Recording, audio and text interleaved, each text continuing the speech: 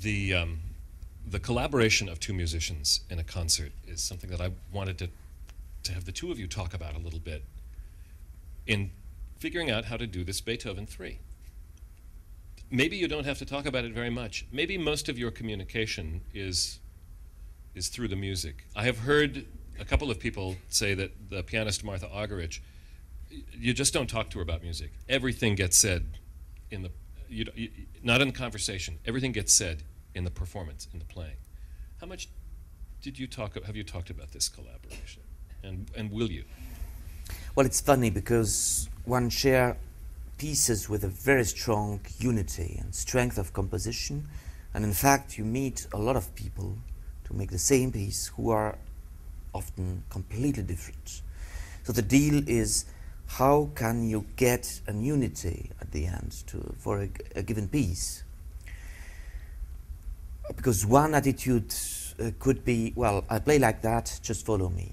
But the thing is that you are playing with human persons, and the conductor and the orchestra has a background, a personality, a knowledge, a tradition that makes that you can't force them to make like this and like that because you want just to make like this and like that.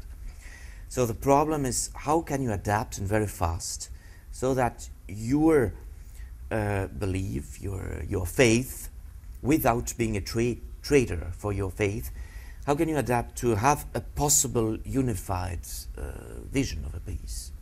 There is a kind of compromise, again, for coming to our compromise, that you can make to think, okay, that's still me, and on this and that way we can have a common view of the piece. And there are cases where it doesn't work.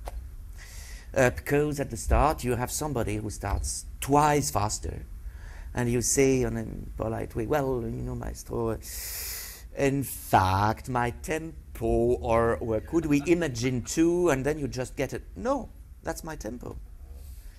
So then what can you do? Or you take the given tempo and the thing is a countersense for you, or you just take yours and you have on stage two people who are obviously fighting in front of everybody, having paid a ticket for having a good interpretation of a Beethoven concerto.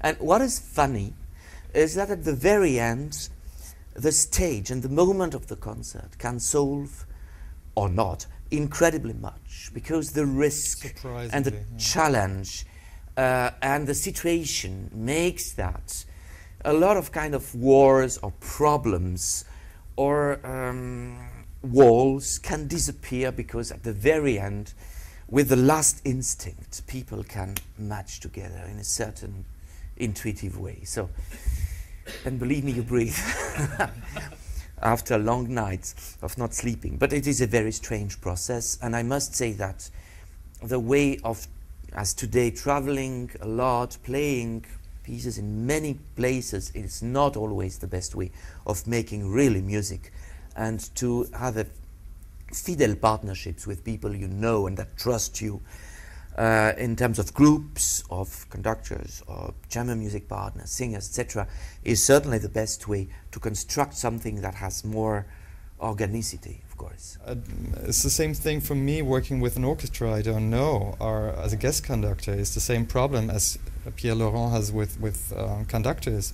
It's you have very, very little rehearsal time, and it's impossible to make it all your way within 4 rehearsals. It's impossible. You have to be aware what you want to do with the piece. That's very, very important. You have to have a conception what you want to do with. But then you meet an orchestra with their own personality.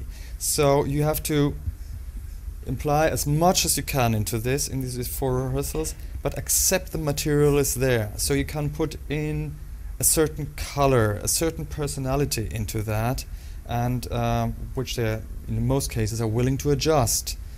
But it would be far too much expected if you want to get any more. Yeah, that's the joy of being a music director, where you can build up, our principal guest conductor, to build up a relationship to an orchestra, where you don't have to lose too many words, and they will do, in very few moments, after 2 words, they will do exactly what you want. There are moments when everybody wish to take time to make the same goal, and when you have time and then everybody discovers that somewhere the ideal version of the piece is the same one, and then it just happens in a marvelous way. Well, they are opposite things. The problem, of course, is when you bring a concerto that is not interesting for the orchestra, and everybody, you know, we have the marvelous Chopin concertos, for instance. But of course, if you bring that where the whole orchestra has just to make or for bars and bars forever, it's a no situation. Or you know that,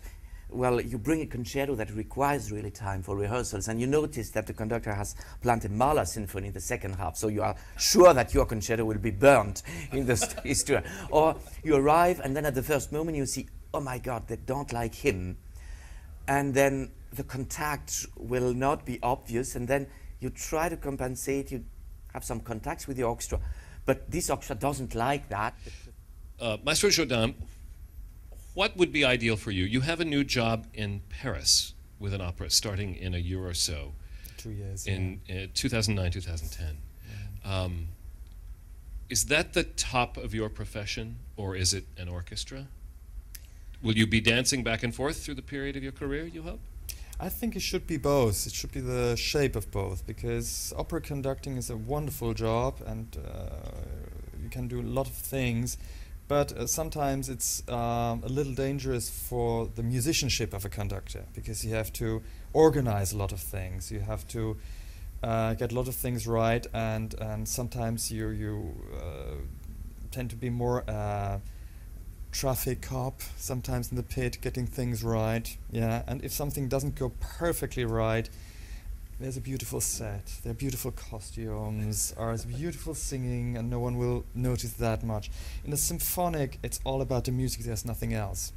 And the performing style has to be different as well for a conductor.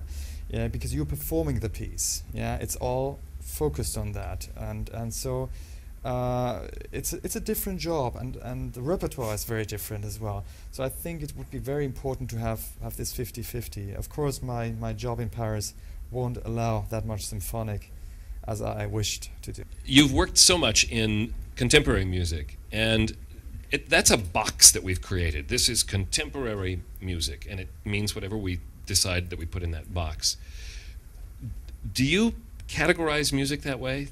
I think there are many ways to look at networks between pieces or moments of creativities, and this is what we can play with.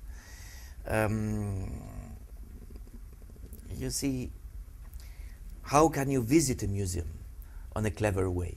There are many ways to do it, and it's up to you to lead your own education in a certain way, and maybe possibly a creative way.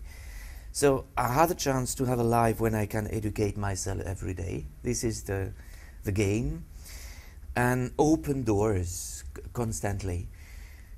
So of course I think it makes sense to open these doors not just by a coincidence, but by wish, decisions, and links. And you can invite your audience to make so.